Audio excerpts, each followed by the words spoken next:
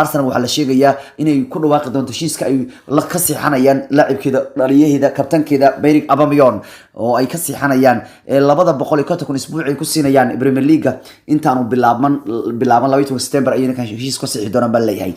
sidoo kale Arteta ayaa doonaya in Niles iyo Emiliano Martinez oo iyagu lagu wadin kooxda ka baxaan inuu siciliyo doonaya balse Arsenal waxay rajaynaysaa inay ku dhawaaqdo heshiiska cusub ay la galayaan Aubameyang inay ku dhawaaqi doonaan 12 September ka hor inta aanu bilaaban ka hor 12 September inta aanu bilaaban Premier League ay ku dhawaaqi doonaan bal leeyahay waana heshiis 250 isbuuc uu ku qaadanayo ninka Gaboniska ah maxay Arsenal waa shaafi intaad leediin intaan la gaarin September 12 Premier League inta aanu bilaaban ayaa intaad ku haysaan gadaalan ka dhigan heshiiskiisa ku dhawaaqeen intaad leediin Arsenal yaa ninka leedin ka qaadan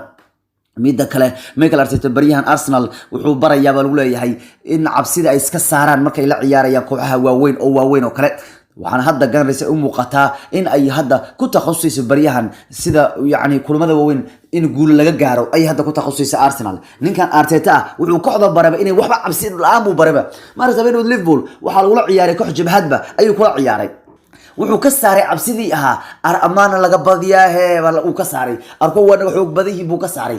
ciyaartooyda in badan waxa lagu aqooni jiray dhiijireen warma nimanka baan iska celi karnaa hadda cabsidii waa laga saaray leeyahay ciyaartooyga Arsenal waxana Arsenal uu Arteta ka dhigay bal leeyahay kuwa ma taqaan u tartami kara kulamada waaweyn marka Arsenal u soo jeestay markaan kulamada waaweyn u soo jeesatayo sida ninka Redisman ugu wareegay dhamaan kooxii kulamada waaweyn bariyaan Arsenal iyo kooxo weyn ciyaaraan ba Arsenal la badinayso kasoo bilaw United way ka badiyeen City way ka badiyeen Liverpool way ka badiyeen Chelsea way ka badiyeen Arsenal is back the big games kulamada waaweyn Arsenal sidaa bay dib ugu soo laabatay midda kalena waxyaabaha ugu waaweyn waxa kamid ah sidoo kale Arsenal ciyaartooyda lagu magacaabo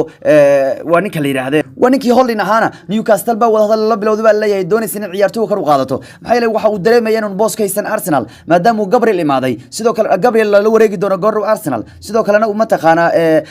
Saliban uu joogo wuxuu ciyaartooygu Holding rajaynaya inuu kooxda isaga baxo Newcastle bana doonaysa baa leeyahay ciyaartooyga ka weyn inay gacanta ku soo dhigto baa